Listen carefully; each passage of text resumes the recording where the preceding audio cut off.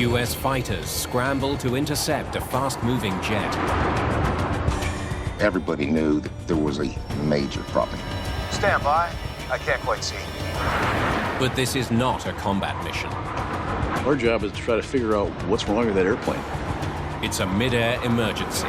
47 Bravo Alpha, Jacksonville. Please acknowledge. A private Learjet is hundreds of miles off course. For some reason, though, that crew is not communicating with air traffic control, and we need to find that out. Can he see anything in the cockpit?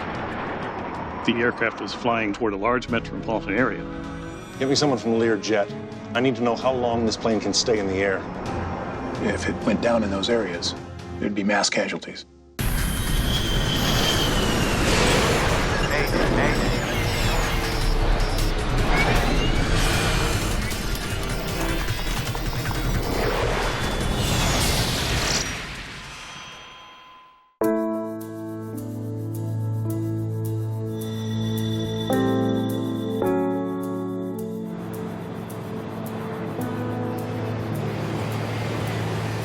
It's 8:30 a.m. at Orlando International Airport.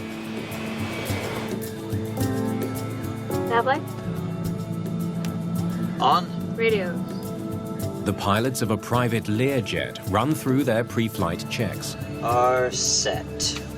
They're preparing for some high-profile passengers. And we're ready for taxi. Just in time. Here's the man himself. Morning. Pro golfer Payne Stewart is on his way to Dallas with some close business associates. Sure, the target area is wide, but you miss, the bunker's gonna eat you alive. Payne Stewart is one of the most colorful characters in the game of golf. At 42, Stewart is in the middle of a comeback year.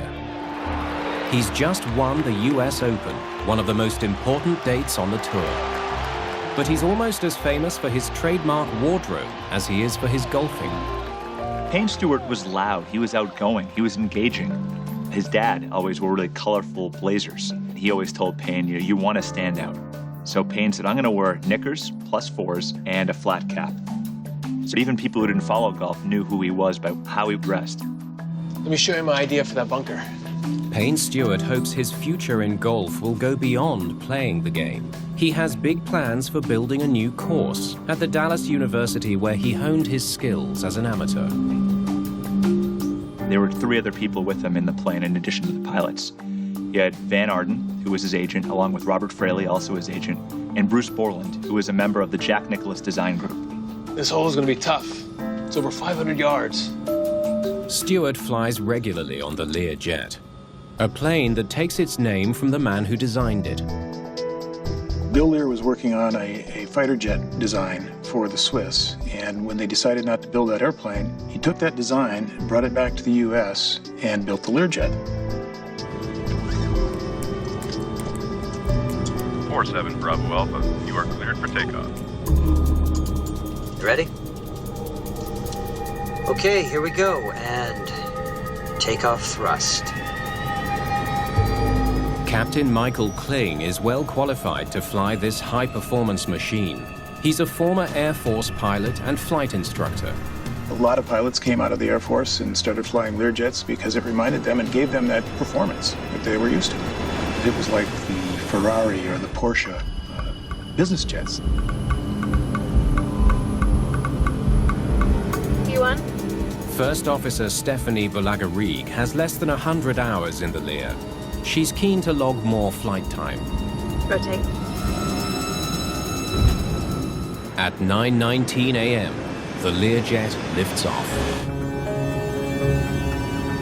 Good morning, Jacksonville. This is Learjet 47 Bravo Alpha, climbing to flight level 260. The crew contacts Jacksonville Air Traffic Control.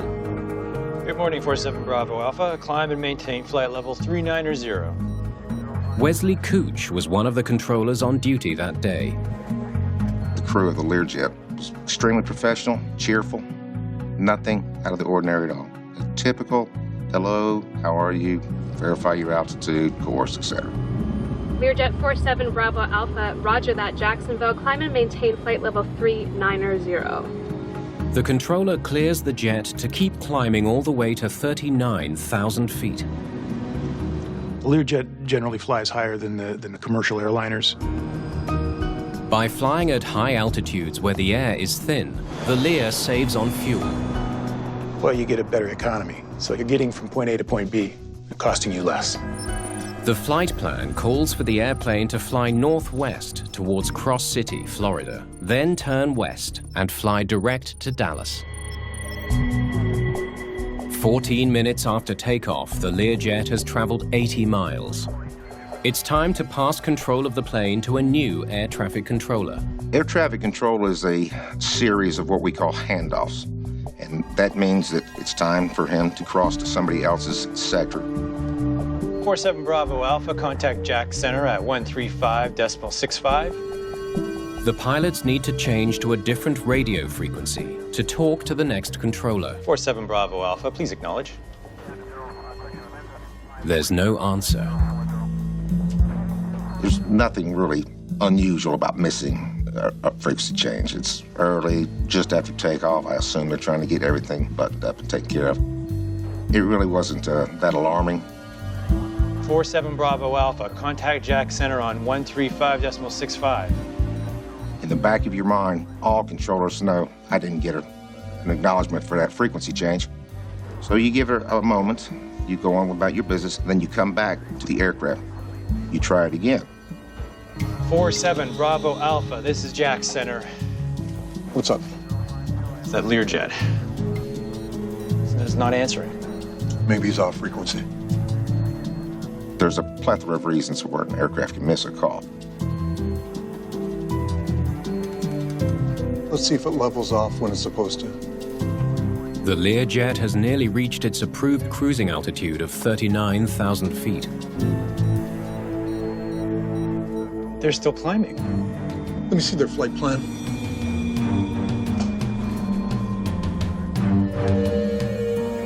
When it climbed through 39,000 feet, everybody knew that there was a major, major problem.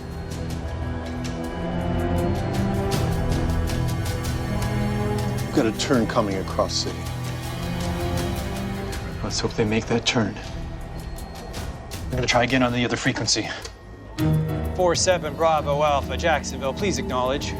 At the same time, pilots of other planes in the area also try to contact the Learjet. 47 Bravo Alpha, come in.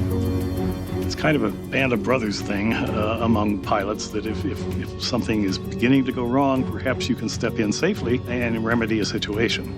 If the Lear's radios were failing but not failed, then perhaps a relay could be set up to communicate with the aircraft from the ground. Any pilot, do you have contact with the Learjet? Negative. Nothing from the Learjet. It's been 20 minutes since Payne Stewart's plane left Orlando. Controllers watch nervously as it approaches Cross City. It's a critical moment. They know that any second now, the Learjet is supposed to turn west towards Dallas. The tension level was so high, you could hear a pin drop.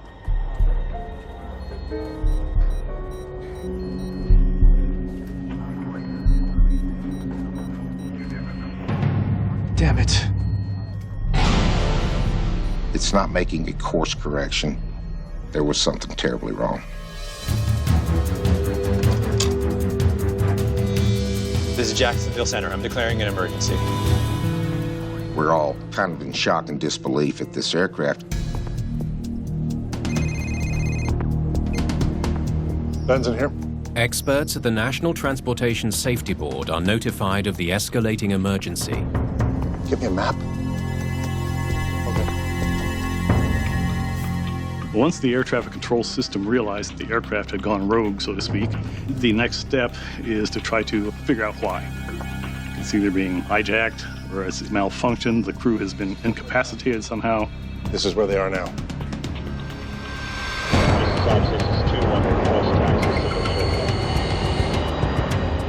Controllers scramble F-16 fighters to track down the wayward Learjet. Is the crew incapacitated? Is there something wrong with the aircraft? For some reason, though, that crew is not communicating with air traffic control. So our job is to go up and find out why.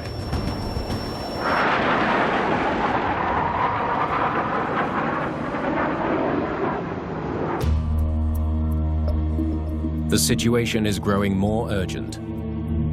The runaway plane has been out of contact for more than an hour, and it's about to fly over the densely populated area around Memphis. Get me someone from Learjet. I need to know how long this plane can stay in the air. The aircraft was flying toward a large metropolitan area. The question became, well, if it went out of control or ran out of gas over Memphis, what would happen?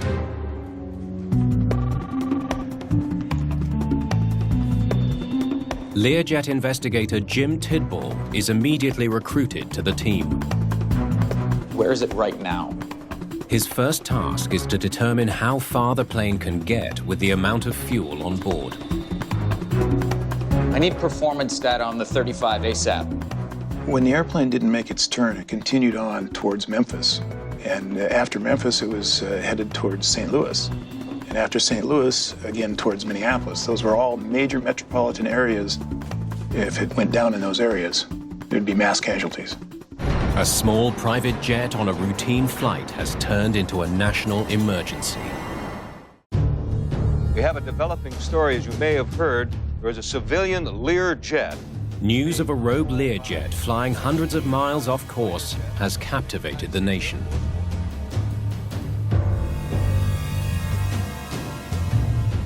Turn that up, would you?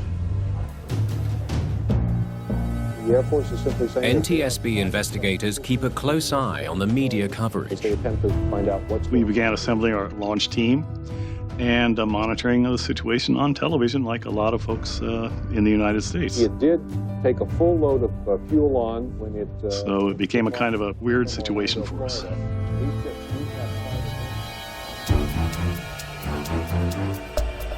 There's some good news.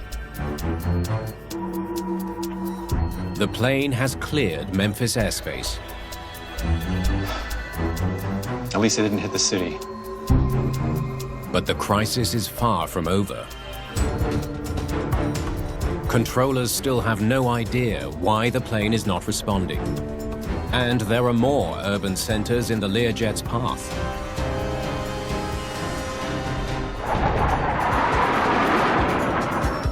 If it doesn't change course soon, the fighter jets may be forced to take drastic measures. If the decision came out that they were to take the airplane out instead of allowing it to go towards a metropolitan area, that decision would have to come from the White House. The FAA began tracking an aircraft in distress. The president was made aware of this situation this morning in a meeting with his economic advisors.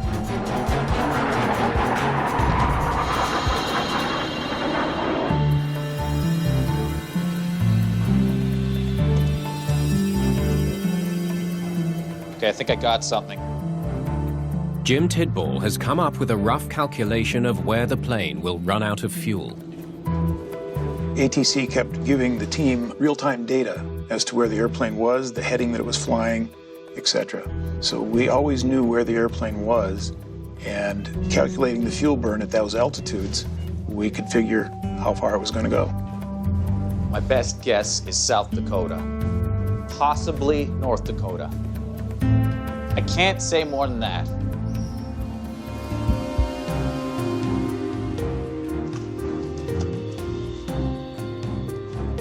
Let's hope he's right. With any luck, they won't hit anything. That's the scary part of the whole equation here. Is it going to hit a house? Is it going to go down in a town? Big Midwest, but anything could be possible.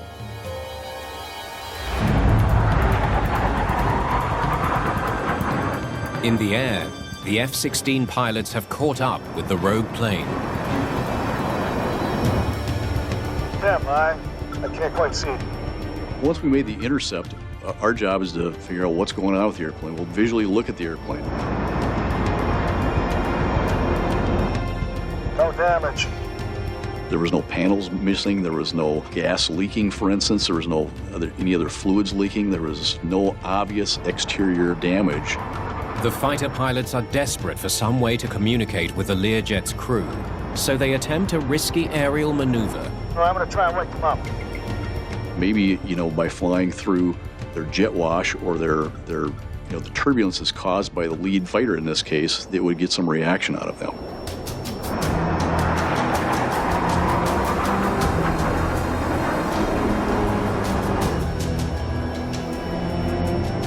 You're hoping you get some movement. But it's no use. The Lear does not respond. Can he see anything in the cockpit? Stand by, I'm gonna go take a closer look. But Colonel Olson isn't giving up. Even though his F-16 is designed to fly at much higher speeds, he wrestles it closer to get a better look. Flying F-16 at low airspeed can be difficult, especially at high altitudes.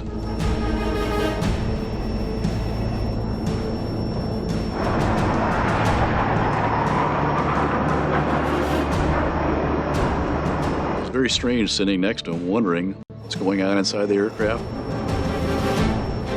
The windows of the aircraft provide an ominous clue. No movement and the windows covered in frost. When the report came back that the windshield seemed to be iced over on the inside and that the cabin windows were all dark, that gave us pause for concern. If the people are conscious, they'd be trying to scrape away that condensation so they could see. So if you see no attempt to get rid of that condensation, your mind goes, what's the condition of the crew and the passengers that are on board of the aircraft? The grim reality of the situation sets in. The frosted over windscreen and a darkened cockpit and cabin indicated that the crew was probably no longer with us. The Lear jet is now a ghost plane.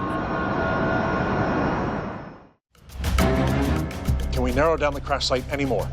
With no hope for the passengers and crew, the only focus now is on where the plane will come down. As NTSB investigators, we're very interested in where the aircraft would crash, obviously, because we had to get there as soon as we could. But all they can do is wait and watch. To hear the news of Payne likely being on that plane was very shocking. It didn't seem real. He was just winning the U.S. Open and grabbing Phil Mickelson's face and hoisting a trophy up.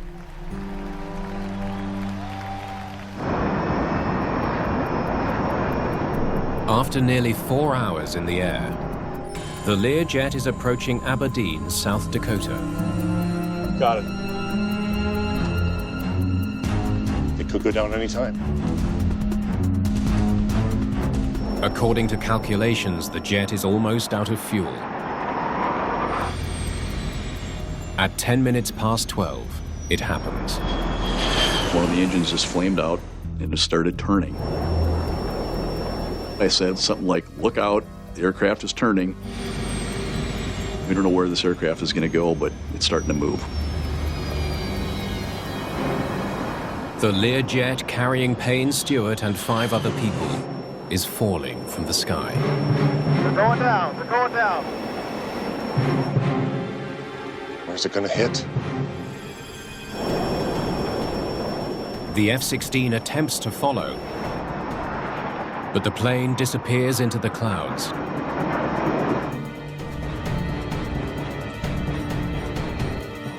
It drops below the radar.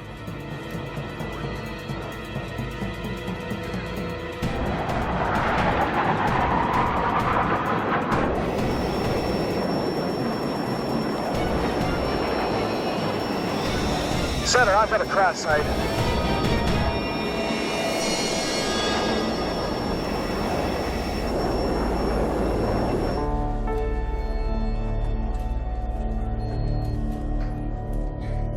We all felt like we were pretty much just kicked in the guts, couldn't do anything. So it was a pretty bad day.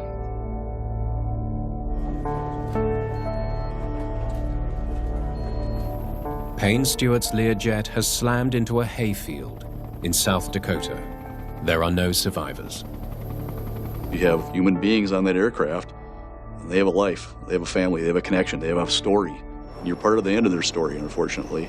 So if you look back on it, it's a very, very sad deal.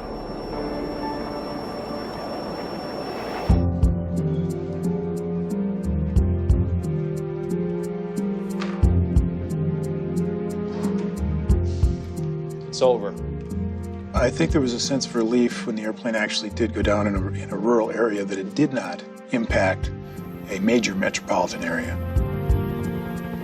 This is where the plane went down after its 1,500-mile, 4-hour flight halfway across the nation. On board, golfer Payne Stewart, 2-time U.S. Open champ. The guys get to know each other really well. It is a tight-knit community with the media, with the players, with the families. And for someone from that family to be taken away in such tragic fashion was really saddening.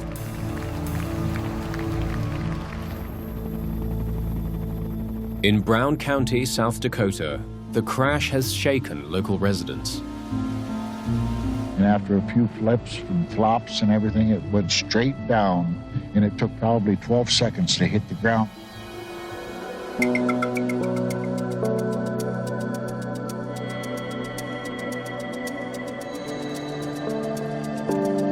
For crash investigators, the first step is to survey the impact area and lay out a search grid.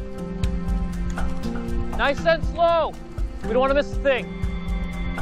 The grid-type search was the way to proceed, so we knew where we had been, what we had covered, and then we could move on to the next grid section.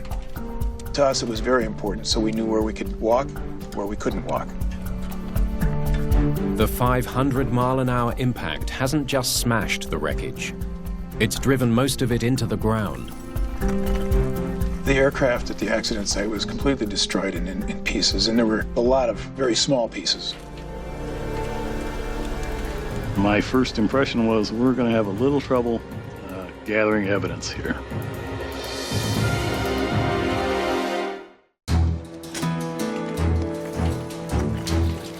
At the Learjet crash site, investigators dig through layers of earth. They search every inch of soil for wreckage. It almost became an archaeological dig, kind of unlayering the thing as we went down through the earth. A good investigator can't make decisions based on initial information. You have to have all the data before you can do an adequate job. As key pieces are recovered, investigators map out the position of the plane. They want to find the tail, and with it, the cockpit voice recorder. As we were looking through the debris in the crater, we started finding pieces that were close to the cockpit voice recorder. We knew we were looking in the right area. We felt confident that we'd find the CVR. Meanwhile, Bob Benson of the National Transportation Safety Board is piecing together what they know so far. Okay, let's see what we got. The lengthy pursuit of the flight has given him an unusual head start on the case. For an investigator to realize that an accident is going to occur before it happened is very unusual. It's a strange feeling, a sad feeling, to know an accident's going to occur, and you pack your bags early for once instead of later. The engines were okay. The F-16 folks were gathering data like both engines were running. They could see 2 contrails. It had some electrical power because navigation and rotating beacon lights were going on. The electrical was working. So what else do we know? The F-16 pilots also noticed some unusual fluctuations in the Learjet's altitude before it crashed. Stand by. I'm going to take a closer look. The Learjet was bobbing up and down in a steady rhythm known as porpoising. That probably was because the autopilot was set in a climb mode, and the aircraft was attempting to climb as high as it possibly could. But aerodynamically, there's a limit to that. And so it would get up to its very maximum ceiling and then go down and try to go back up and go down again. No pilot would deliberately fly a plane this way. I think they were unconscious, or worse, when the jets got the visual. There's another lead Benson urgently wants to pursue.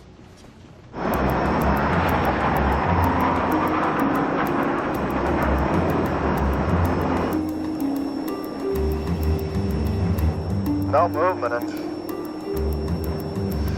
the window's covered in frost.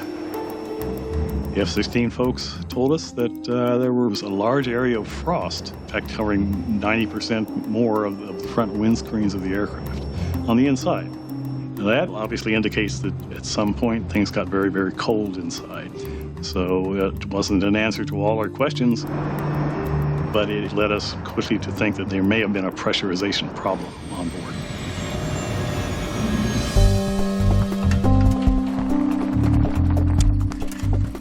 Investigators may be a step closer to finding answers. They've recovered the cockpit voice recorder. Good work. The only recording device on board. The CVR was pretty smashed when we recovered it, and there was concern that we'd get nothing off of it.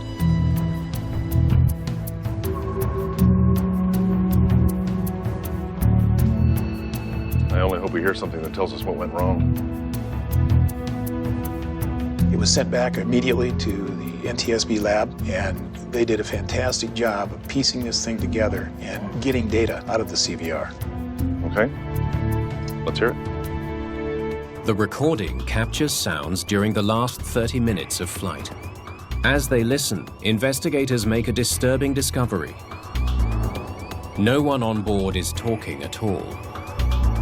It was eerie because the airplane is flying, and there is no voice whatsoever.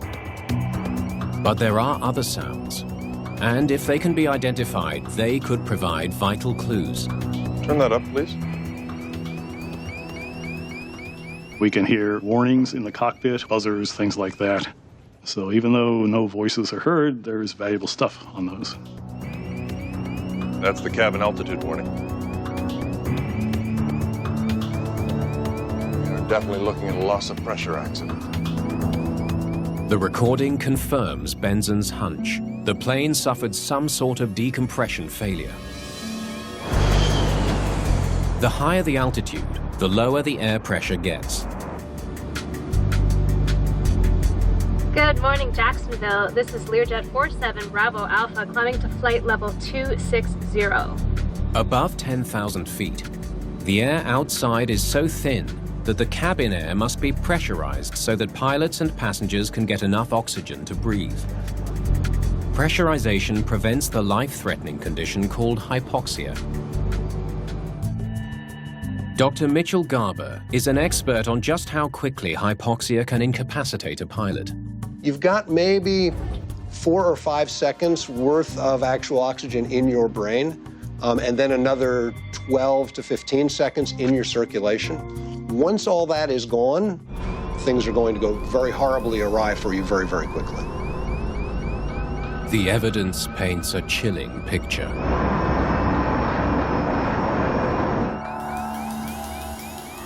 The cabin altitude warning horn was blaring for the entire 30 minutes, minus a few seconds at the end. The mystery now is, why did Payne Stewart's Learjet lose vital cabin pressure? And why didn't the emergency alarm prevent the catastrophe?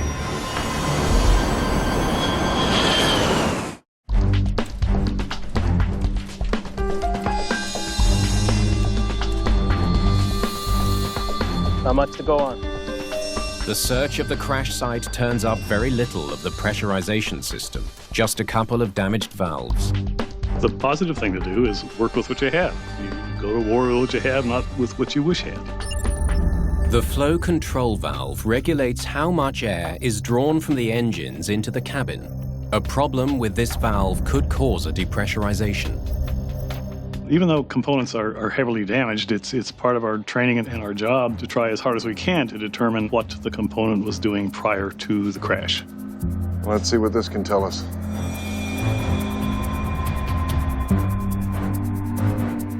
Benson examines the valve under a high-powered microscope. He makes an important discovery. Small scratches in the metal. At impact, parts hit parts and internal components hit internal components, and those cause witness marks. You could almost consider it to be a snapshot of what would happen at impact. Bingo. The witness marks indicated quite definitely that the valve was closed during the horrendous impact of the aircraft and the ground. With the flow control valve closed, there would have been no airflow to maintain cabin pressure. We've got a cabin altitude warning. The discovery that the flow control valve was closed was a big deal for us. Now we were getting close to why the accident occurred. Setting the valve correctly is a routine part of every takeoff. Either the thing broke, or the crew took off without setting it.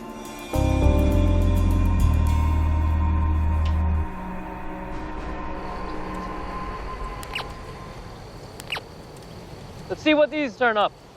To check for mechanical failure, investigators need more pieces from the mechanism that opens and closes the valves. They step up search efforts at the crash site. We bought and rented metal detectors, and people were out there on their hands and knees, sifting through dirt with screens to try to find these components. Investigators fill crates with recovered parts. Any more wreckage from the pressurization system? But the valve mechanism is never recovered. When we find a clue and we can't follow it all the way to the end, it gets very frustrating for investigators. We know we've got a piece of the evidence, but not all the evidence. Play it from the top. I want to hear something she said before takeoff. Benson turns to air traffic control recordings that captured all radio calls with the Learjet's crew. Orlando Tower 47 Bravo Alpha requesting taxi. He hopes the recordings can tell him when the Learjet began to decompress. The air used to pressurize the plane comes from the engines, so it can feel a bit hot. That's why some pilots wait until the last minute before opening the airflow valve. V1? Did they forget to do this? Rotate.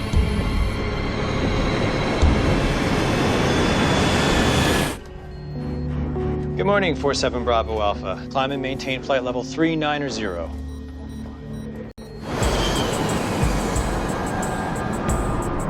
If they did forget to open the crucial valve at takeoff, they would have been affected by a lack of oxygen as soon as they climbed past 10,000 feet. The progression of hypoxia symptoms is probably most pronounced in the mental arena, in our ability to think, our ability to make determinations. It's one of the reasons it's so critical. Benson listens carefully to the voices. He wants to compare how the pilots sound on the ground with how they sound at higher altitudes where there's less oxygen. It was important for us to try to figure out at what altitude, what point in the flight, really, something began to go wrong. So far, so good. Play me something from later, after they climb past 10,000 feet. Changes in their voices could reveal when the pressure failed. You may get slurred speech as you do with intoxication. You may get slower speech as you do with intoxication. Good morning, Jacksonville. This is 47 Bravo Alpha. Climbing to flight level 260. She sounds the same to me.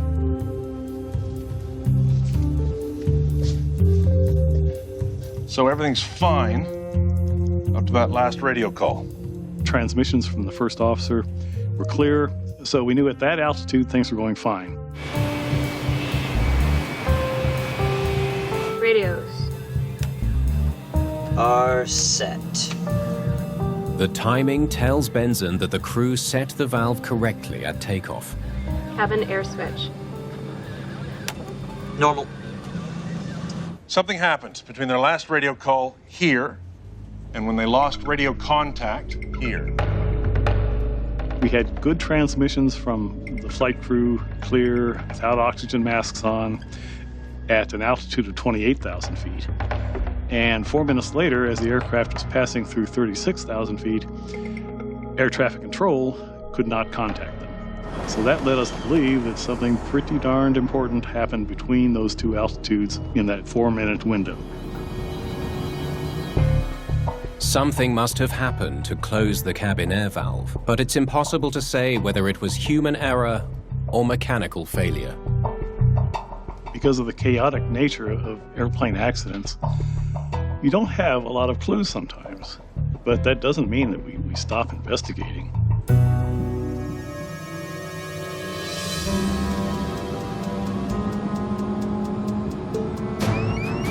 Cabin altitude warning. There's another baffling mystery. The Learjet is equipped with emergency oxygen masks. Masks on. Masks on. No matter what caused the loss of pressure, the oxygen masks should have given the crew enough air to breathe until they could land the plane. If a crew happened to get an altitude warning, gosh, the first thing any flight crew should do would be to don an oxygen mask. Can't breathe. Can you breathe? I think.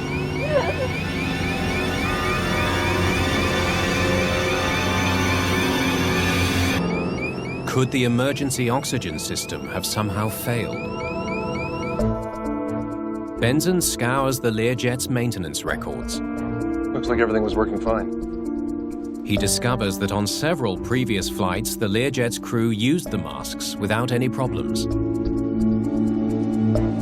We did determine that the oxygen was on board and the crew could have used it. So now the question became, why didn't they use supplemental oxygen? Time to take a new approach.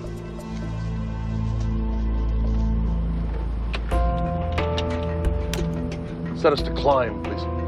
Investigators need to learn more about what happened on board the Learjet after the crew's last radio call. They hope a simulation of the flight will help. There goes the cabin altitude warning. Start the clock.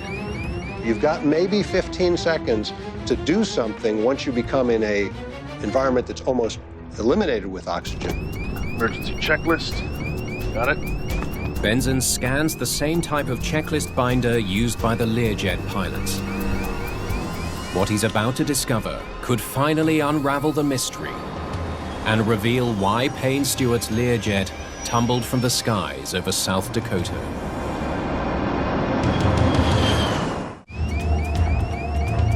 I think all of us sort of had in our heads the checklist will have, once you hear the altitude warning horn or any other indication of a decompression event, that you're going to put your oxygen mask on as the first and immediate action item. The simulated loss of cabin pressure leads Benson to an astounding discovery. The first item on the emergency checklist is not don oxygen masks. At 10,000 plus or minus 500 feet cabin altitude, control pressure to the outflow valve is trapped. Some of the wording at first glance was quite confusing. And I imagine it would be very confusing if you were under a distress situation and trying to figure out exactly what the checklist meant. This deactivates the automatic mode and stops cabin altitude from rising higher if the failure is in the automatic control system. I can't believe we still haven't put our oxygen masks on. We were surprised because it implied pretty strongly that you need to troubleshoot a pressurization problem, and if you can't fix it, then you don your oxygen masks. And that's counterintuitive to us. That was backwards, in fact. The first step should have been don oxygen masks. Okay, shut it down. I think I know what happened. Investigators now have a theory about what went wrong on board the Learjet. Everything is fine until about 24,000 feet. Then something causes the plane to lose pressure.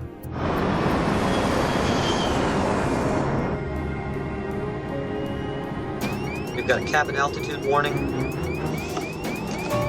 Emergency checklist. They reach for their checklist and start to troubleshoot. What does the checklist say? At 10,000 plus or minus 500 feet, have an altitude control pressure to the outflow valve is trapped. They picked up a checklist, read it, were confused by it, and the oxygen masks were sitting there unused. Could it be the bleed air? This deactivates the automatic mode and stops cabin altitude from rising higher if the failure is in the automatic control system. What please? Hypoxia sets in with devastating speed. After 15 seconds, the crew would be confused and disoriented. Read that again?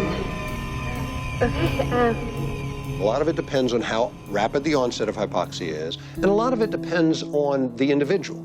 But things that we tend to see fairly commonly, and probably the most important one, is the difficulty in thinking. At 10,000, control pressure. Thought patterns becoming more confused and less deliberate. You actually start to lose consciousness. And if you don't get oxygen delivered back to you, eventually you're going to die from oxygen starvation. But before they can solve the problem, the crew loses consciousness.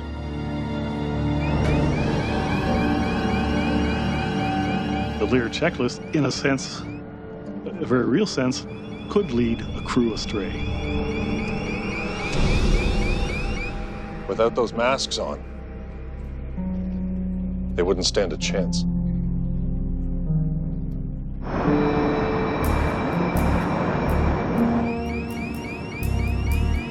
Instead of a loud warning horn, maybe a statement from the airplane that says, "Put on your oxygen mask," would be more effective, rather than having people who are having to try and figure out what the sound is, having to deal with the sound itself, and then having to try and figure out what they're supposed to do about it.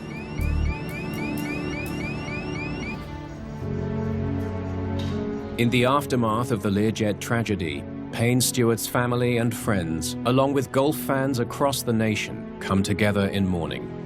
I am profoundly sorry for the loss of Payne Stewart, who has had such a remarkable career and impact on his sport. I knew Payne as a carefree guy who was nice to everybody and was very open-hearted. Payne wouldn't have wanted a lot of mourning over his death, however it happened. He was an upbeat guy. He was a happy guy who just loved living life, being with his family, having a good time. And he wouldn't want people mourning. He wanted people celebrating his life and being there for his family.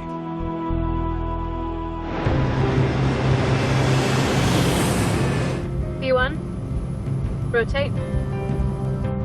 Investigators are never able to determine conclusively what caused the plane to lose pressure.